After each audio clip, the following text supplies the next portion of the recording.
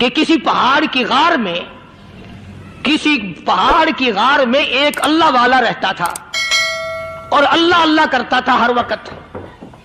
اللہ کی طرف سے کھانا آ جاتا تھا اور وہ کھا لیا کرتا تھا. تو خدا امتحان بھی کرتا ہے، آزمائش بھی کرتا ہے. دعا کیا کرو اللہ ہماری آزمائش نہ فرمائے. ہم لوگ آزمائش کے قابل کہاں ہیں؟ تو اللہ پاک نے جب اس اللہ والے کی آزمائش فرمائی تو 3 دن تک کھانا نہ آیا.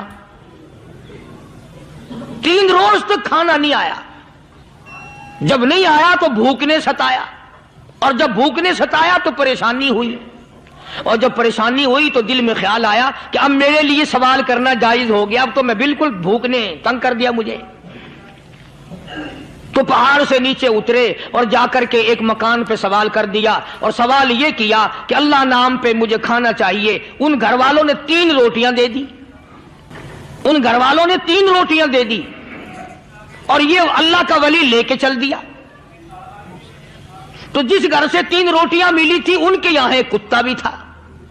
وہ اس ولی کے پیچھے پیچھے لگ گیا اور بھونکار قریب تھا کہ کاٹ کھائے پھاڑ کھائے. اللہ کے ولی نے سوچا کہ یہ تو بڑا ظالم کتا پیچھے لگ گیا، 1 روٹی اس کو پھینک دوں، 2 مجھے کافی ہو جائیں گی، یہ اپنا اس کی ہلے لگ جائے گا، مشغول ہو جائے گا، میں نکل جاؤں گا. یہ کتاب کی بات ہے، حدیث کی نہیں. تو نفحۃ الیمن کتاب میں واقعہ یوں لکھا کہ کتا 1 روٹی کھا کے پھر بھاگ کے اس ولی کو مل گیا اور بہت بھونکار کاٹنے کے قریب ہوا. تو پھر اللہ کے ولی نے سوچا کہ یار 1 ہی روٹی کافی ہو جائے گی، یہ تو پھر ظالم پیچھے ہو گیا. اس نے دوسری روٹی بھی اس کو پھینک دی. اللہ کی شان، کتا دوسری روٹی کھا کر کے پھر ولی کے پیچھے پیچھے. اس نے سوچا ایسی روٹیوں سے تو یوں ہی بھلے. وہ تیسری بھی پھینک دی. کتے نے تیسری بھی کھا لی، اور جب تیسری روٹی کھا کے کتا بھونکا، اب ولی کھڑا ہو کر غصے میں آ گیا اور کہنے لگا او کتے تجھے شرم نہیں آتی؟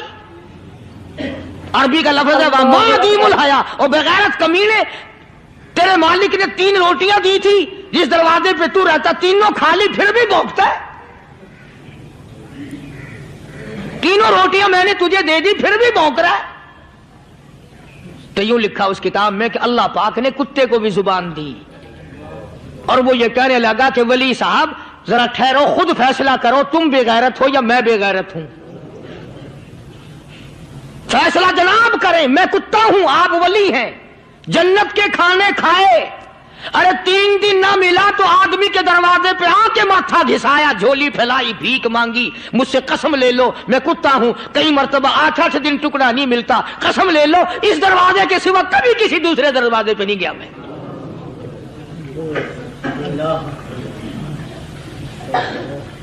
تجربہ کر لو. 3 دن کتے کو ٹکڑا ڈالو، 4تھے دن دم ہلا کر تمہارے پاؤں میں لٹے گا. ساری عمر گزر گئی اس مالک کا دیا ہوا کھاتے ہوئے پیتے ہوئے، آج بھی تجھے اس مالک کا دروازہ سمجھ نہیں آیا. پانی وہ پلاتا والذی ہوا یطعمنی ویسقین وَإِذَا مَرِضْتُ فَهُوَ يَشْفِينِ. کتنا کھلاتا ہے، کتنے اعلیٰ درجے کے کھانے کھلاتا ہے، طرح طرح کے کھانے کھلاتا ہے. پالا اس نے، سنبھالا اس نے، زندگی اس نے دی، اولاد اس نے دی، خوبصورت بیوی اس نے دی، گھر آباد اس نے کیا. تھوڑی سی پریشانی آ گئی، اب جا کے قبر کے سامنے جھکا کھڑا ہے، اس مالک سے میرا کام نہیں چلا، اور 4 گز زمین میں پڑنے والے ہیں، تو میری حاجت روائی کر دے.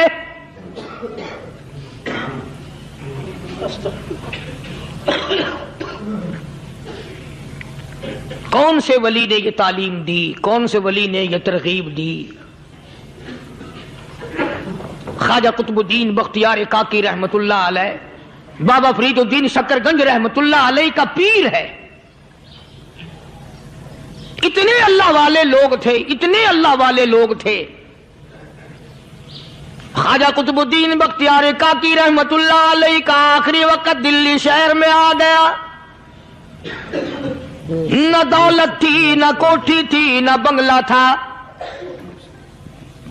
फकीरी, हाय हाय, अजीब बादशाहत होती है इन लोगों की। बादशाह इनके दरवाजों पे आया करते थे। ख्वाजा अबुल हसन खरकानी रहमतुल्लाह अलैह बुजुर्ग गुजरे हैं। महमूद गजनवी का जमाना है। महमूद गजनवी मरहूम बादशाह नेक आदमी था। ख्वाजा अबुल हसन खरकानी रहमतुल्लाह अलैह की खिदमत में आया और हजरत ने यूं पूछ लिया, फरमाया महमूद 2-4 दिन पहले भी तो सुना था कि तुम इधर आए हो, मुझसे मिल के नहीं गए? तो कहने लगा हजरत सरकारी दौरे पे आया था, सरकारी दौरे की लपेट में अल्लाह वाले की जियारत को बेअदबी समझता हूं।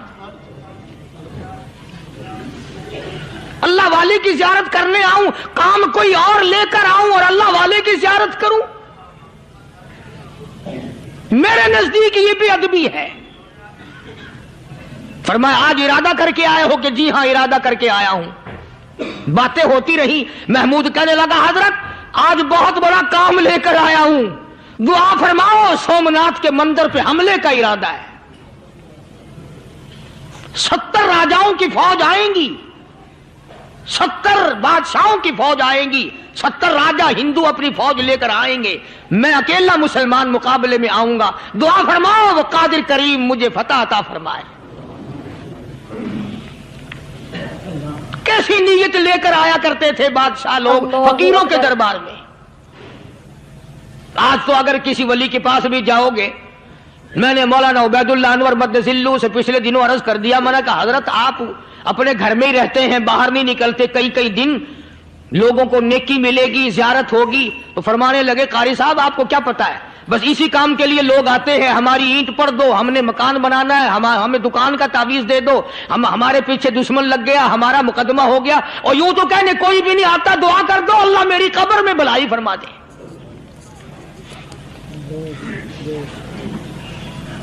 तो महमूद गजनवी ने ख्वाजा अबुल हसन खरकानी से दरखास्त की कि आप दुआ फरमाएं।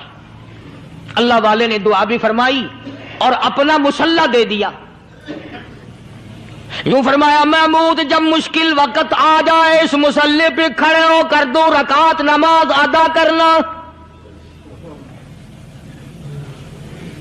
पता चला कि अल्लाह की मदद जो है वो नमाज के साथ है। मैं तुम्हें भी बताता हूं, वली तो मैं नहीं,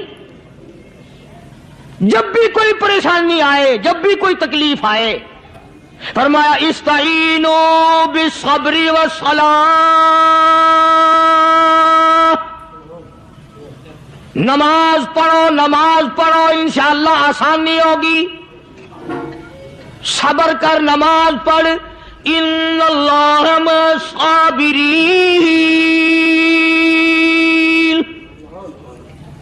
अल्लाह पाक सब्र करने वालों का साथी है। सब्र भी करता जा, नमाज भी अदा करता जा, जिससे तेरा बिगाड़ है यूं भी सोचता जा मेरी तरफ से कोई जुल्म ना हो जाए, मैं मारा जाऊंगा।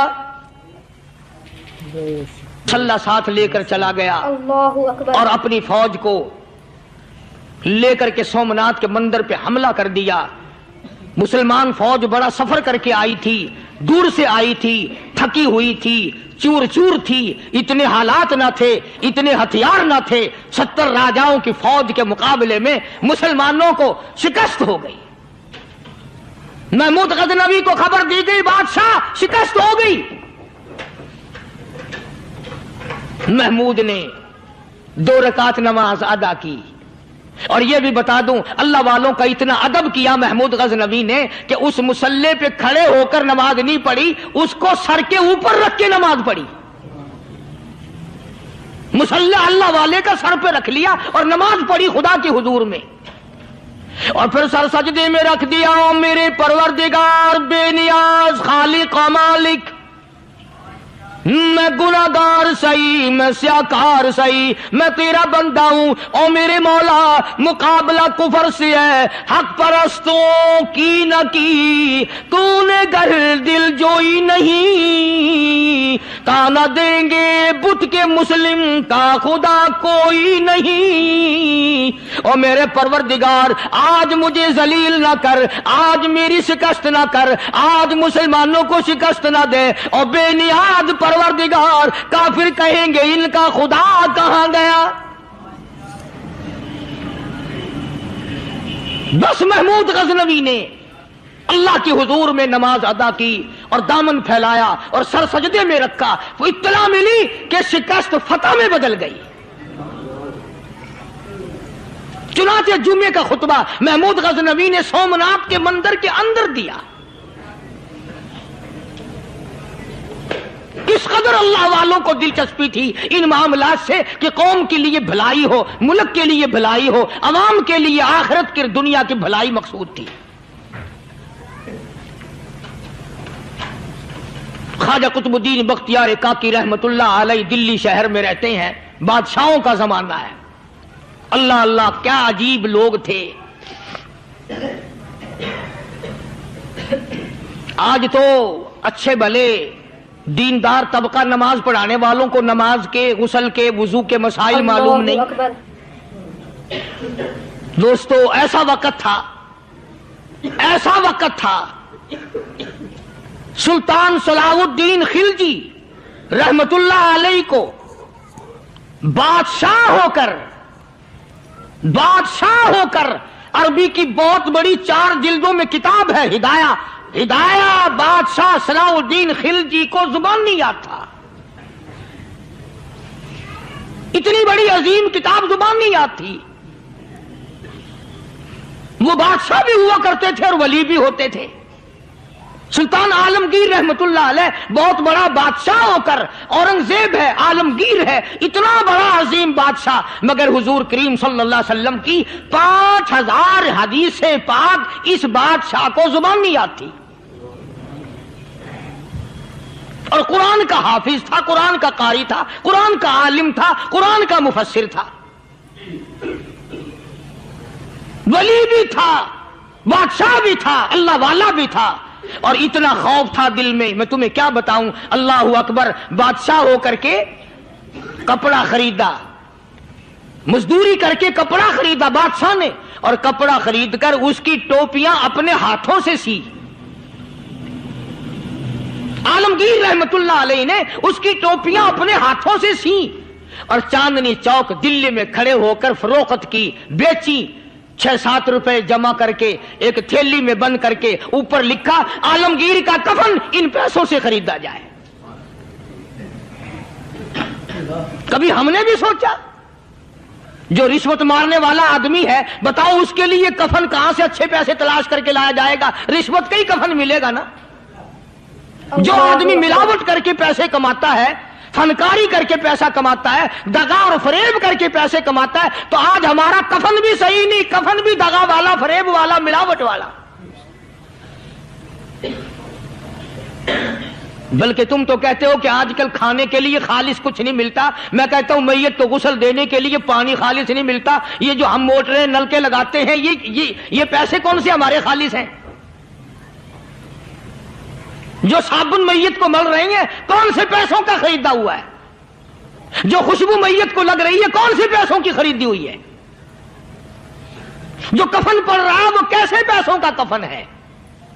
और मैं आगे बढ़ करके कहता हूं, जो कंधों पे उठाए जा रहे हैं, वो कौन से कुतुब हैं, कौन से अब्दाल हैं।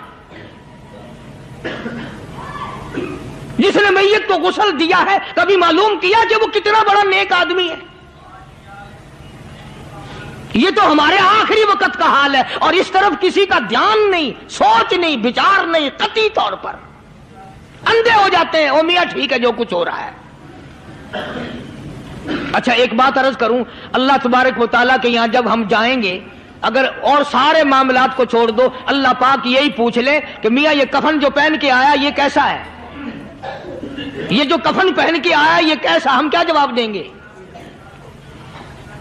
بادشاہ عالمگیر رحمتullah علیہ نے تھیلی پہ لکھ کر کے بند کر کے رکھ دیا، جب میرا انتقال ہو جائے، میری موت آ جائے، جب میں دنیا سے رخصت ہو جاؤں، جب میں دنیا سے چلا جاؤں، میرا آخری لباس جو میں نے ساتھ لے کے جانا ہے، وہ شادی کے جوڑے دنیا تیار کرتی ہے، سفر کے جوڑے دنیا تیار کرتی ہے، غیر ملکوں میں جانے کے لباس دنیا تیار کرتی ہے، ادھر ادھر جانے کے لیے، تقریبوں میں جانے کے لیے جوڑے لباس پوشاک دنیا تیار کرتی ہے، اور میں کہتا ہوں لوگوں، قبر کی پوشاک ہم کب تیار کریں گے؟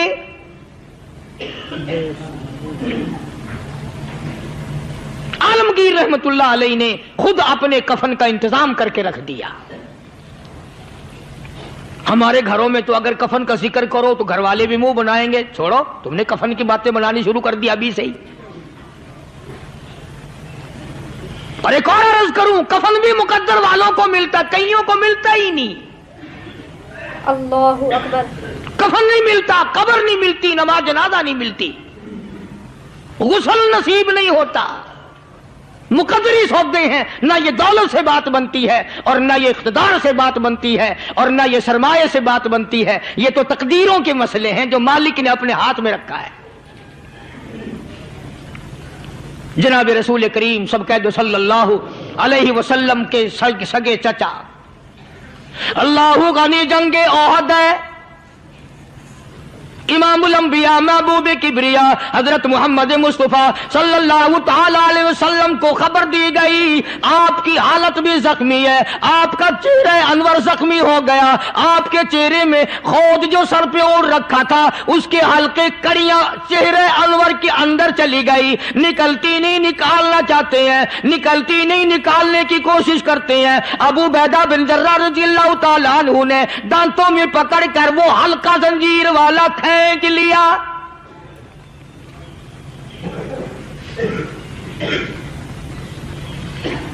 اللہ غنی، ادھر خون کا پھوارا چھوٹا، خون کا پھوارا چھوٹا، اللہ عرش الہی سے آواز آئی، جبریل، پر جھپکنے کے برابر جبریل ساری دنیا کا نظام طے کر سکتا ہے۔ توجہ، اللہ نے آواز دی، جبریل، عرض کیا حضور، فرمایا یاد رکھ اگر میرے محبوب کا خون زمین پہ گر گیا تو پھر تو جبریل کا آئے گا۔ سدرۃ المنتہا سے سکنڈ تو بڑی چیز ہوتی ہے، پل جھپکنے سے پہلے جبریل نے آ کر اس خون کو سنبھالا ہے۔ اتنی عظمت ہے سرکار مدینہ صلی اللہ علیہ وسلم کی اللہ تبارک و تعالیٰ کے یہاں اور ہر پیغمبر کی۔ ابراہیم علیہ الصلوۃ والسلام کو وقت کے بادشاہ نے منجنیق میں بٹھا کر یوں آگ میں پھینک دیا، اس منجنیق میں سے، پنگوڑے میں سے خلیل نکل چکا، آواز آئی جبریل، جواب ملا حضور کہ میرا خلیل کو کیا ہوا؟ حضرت جبریل کو حکم ہوا، یاد رکھ اگر خلیل کا ایک بال بھی جل گیا تو جبریل کس کام کا؟ اللہ تبارک و تعالیٰ کے فرشتے نے پہلے پہنچ کر آگ پہ پڑ بچھا دیے۔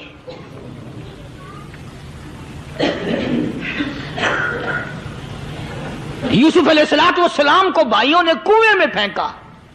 اب بتاؤ کنواں کوئی 100-200 گز یا 100-200 میل تو لمبا نہیں ہوتا۔ میں خالق کی بے نیازی تمہیں بتا رہا ہوں، اور اپنے پیغمبروں کی کس طرح حفاظت فرماتے ہیں، سبحان اللہ۔ بھائیوں نے کنویں میں دھکا دیا، جبریل جی یہ کیا ہوا؟ تو میرا نبی آیا، میرے نبی کے کنویں میں جانے سے پہلے تخت بچھا دے۔ جبریل نے پر بچھا کر تخت بنا دیا۔ وہ تو یوں بچاتا ہے، وہ تو یوں سنبھالتا ہے۔ ابو عبیدہ بن جراح رضی اللہ تعالی عنہ نے سرکار مدینہ صلی اللہ علیہ وسلم کے چہرے انور میں سے وہ جو زنجیر کڑی کھینچی، اللہ اللہ، ابو عبیدہ کے 2 دانت نیچے کے، 2 اوپر کے، 4 دانت نکل گئے۔ آج ہمارے دانتوں کو کیڑے کھا جاتے ہیں، کھوکھریں بن جاتی ہیں، نکل جاتے ہیں۔ ابو عبیدہ تو کتنا خوش نصیب جوان ہے، تیرے 4 دانت تو نکل گئے، پر حضور صلی اللہ علیہ وسلم کی تکلیف کو تو نے دور کیا، یعنی آقا کی خدمت کرتے ہوئے ابو عبیدہ کے دانت نکل گئے۔ ادھر اپنی تکلیف ہے، ادھر پتا چلا کالی کملی والے صلی اللہ تعالی علیہ وسلم تیرے چچا کا حال ٹھیک نہیں. صلی اللہ علیہ وسلم بڑا صدمہ پہنچا، بڑا رنج پہنچا.